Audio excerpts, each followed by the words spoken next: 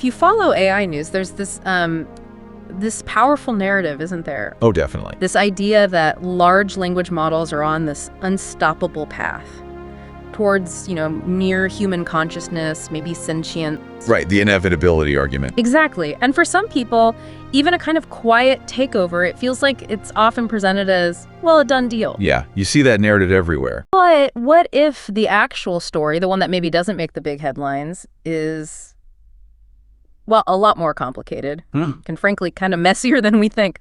What if these reports are right? That a huge chunk of AI models and projects, maybe, 46% to even 85%, they just fail. Those numbers are pretty stark when you see them written down. And even the ones that do make it into production, you hear that maybe 40% start to degrade performance-wise within just a year. Yeah, the degradation issue is a big one too. Model drift, data changes. So, okay, if that's the reality within the curtain, why do we mainly hear about the constant breakthroughs, the successes, and almost nothing about these, massive failures?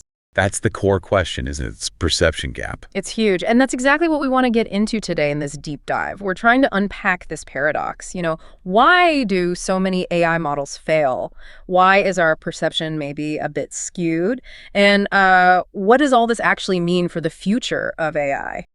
It's a really fascinating area. And, to try and understand that perception gap, maybe we can think about music from the 70s and 80s. Okay, interesting analogy. How so? Well, if you ask people about music back then, a lot of them will say, oh, it was so much better, or, the performers are way more talented. Yeah, you hear that kind of thing. Nostalgia, maybe. Partly, but what's really happening, I think, subconsciously is they're just remembering the absolute best stuff, the huge hits, right?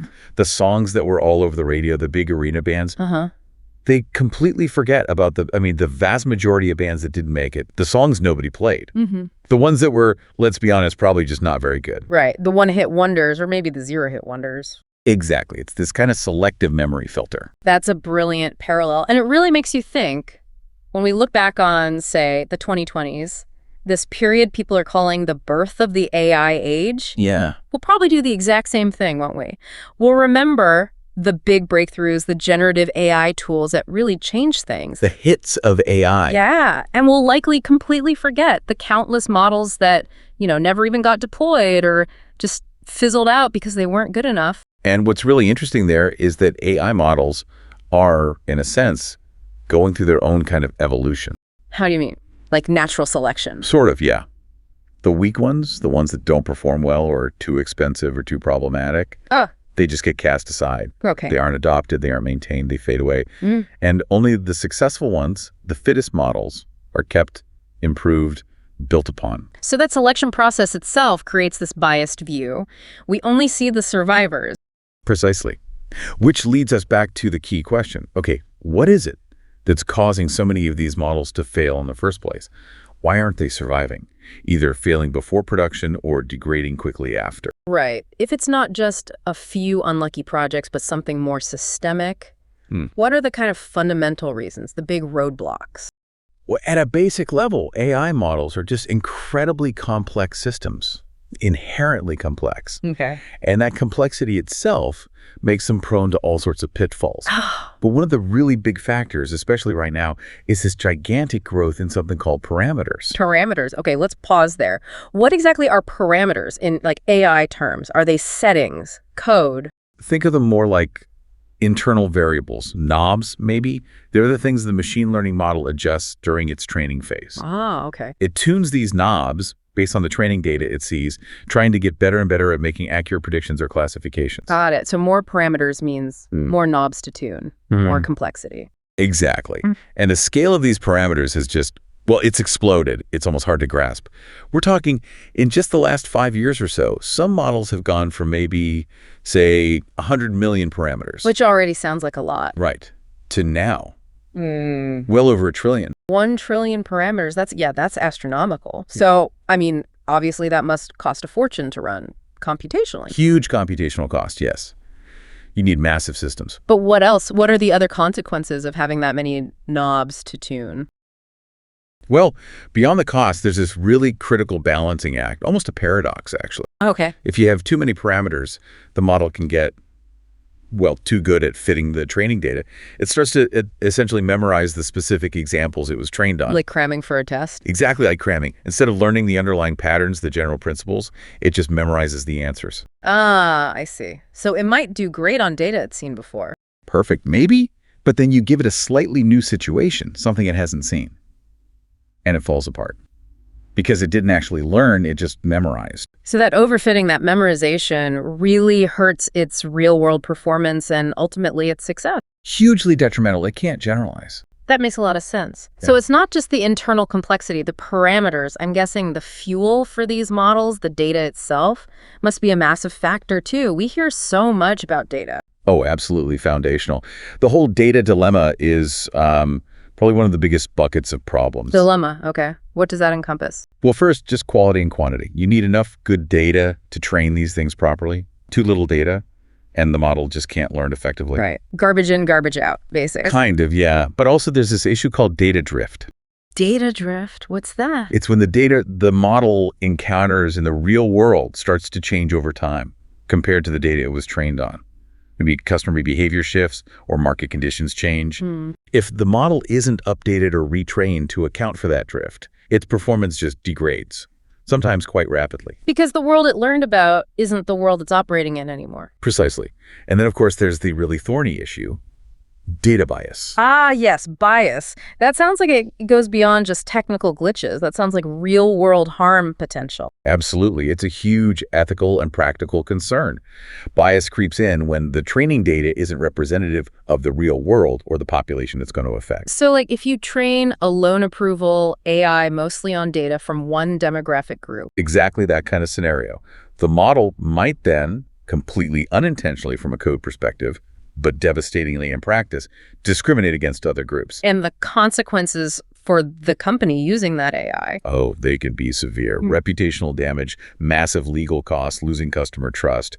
I mean, people rightly get angry if they feel an algorithm treated them unfairly. Yeah, absolutely. It's critical. Yeah. Because, even if you manage to build a technically brilliant, unbiased model in the lab, getting it out of the lab and into actual, messy, real-world use, that seems like a whole other mountain to climb. Is it just plugging it in, or is it more complex? Oh, it's way more complex. That transition from development to production, it's notoriously difficult. Why specifically for AI, do you think? Well, there are the immediate things like high costs for deployment infrastructure and really significant security risks you have to manage. You're potentially exposing a powerful tool. Okay, makes sense. But then you get into the integration headaches. Trying to make this new AI system talk to and work with all the existing legacy systems an organization already has. That can be a nightmare. Ah, the old systems, yeah. And it gets worse. You often run into data silos. Data silos. The bane of big companies everywhere. Exactly. Yeah. Information stuck in different departments, different databases, none of it easily talking to each other. So the AI can't get the full picture it needs? Right. Makes comprehensive reporting or even just feeding the AI the right live data incredibly difficult. And often, the way organizations try to bridge these gaps involves old school, manual data mapping and transformation. Which sounds slow and error-prone. Very slow, very prone to errors. So you've got this whole tangled web of technical debt, organizational barriers, and process issues, all making it really hard to get that promising AI model actually working effectively in the real world. Each one is a potential failure point. It really paints a picture of why that failure rate might be so high. It's not just one thing, it's this cascade of challenges. It often is. But, it's not all doom and gloom. There are some glimmers of hope. Yeah. And interestingly, AI itself might be part of the solution to some of these problems it creates or exacerbates.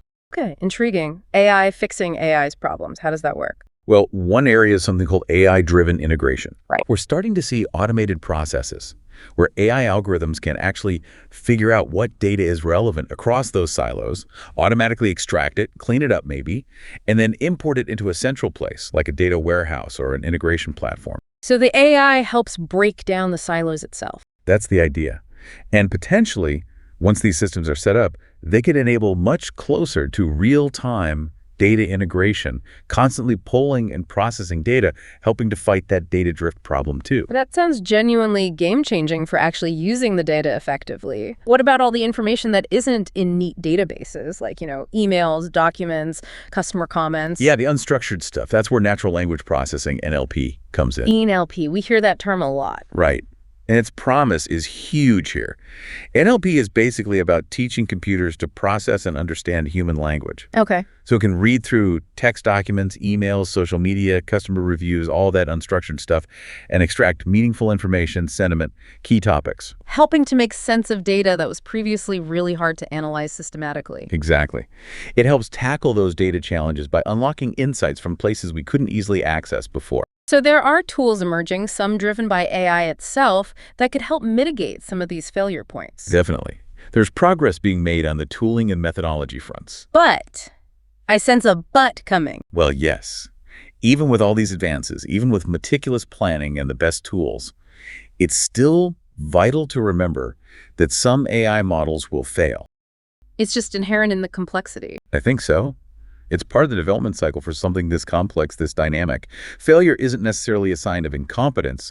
Sometimes it's just the outcome of pushing boundaries with a difficult technology. So pulling this all together, then, the big takeaway seems pretty clear. This whole journey developing and deploying AI, it's just incredibly complex. Deeply complex, yes. And failure isn't some rare exception. It's actually a common, almost expected part of the whole process. That's a much more realistic perspective, I believe. And it has real implications for how organizations should approach AI. Meaning they need to plan meticulously, not just for creating and training the models, but very carefully for how they'll actually use them in production, how they'll monitor them, how they'll handle drift. To avoid becoming another statistic on that failure level. Right. And maybe most importantly, they absolutely need a robust plan for when things go wrong. Not if, but when a model fails or starts to degrade significantly, what's the fallback? How do you detect it quickly? How do you mitigate the impact? Having that plan B or plan C baked in from the start. Essential, because they will fail, some of them, eventually. Okay, so maybe a final thought then for everyone listening, thinking about all this. How does this understanding, this reality check that AI isn't some flawless, unstoppable force, but actually an evolving tech with huge challenges, frequent setbacks, lots of failures behind the scenes? How does knowing that maybe change how you view the next big AI headline you read? Good question. Or even how you interact with the AI tools you might use every day? Does it make you more critical, more cautious, or maybe just more realistic? What new questions does this raise for you about where AI is really heading and how it will actually fit into our world? Until next time, keep exploring, keep questioning, and keep diving deep. Thank you for listening to today's podcast. Please feel free to click on the link in the description below to discover more podcasts.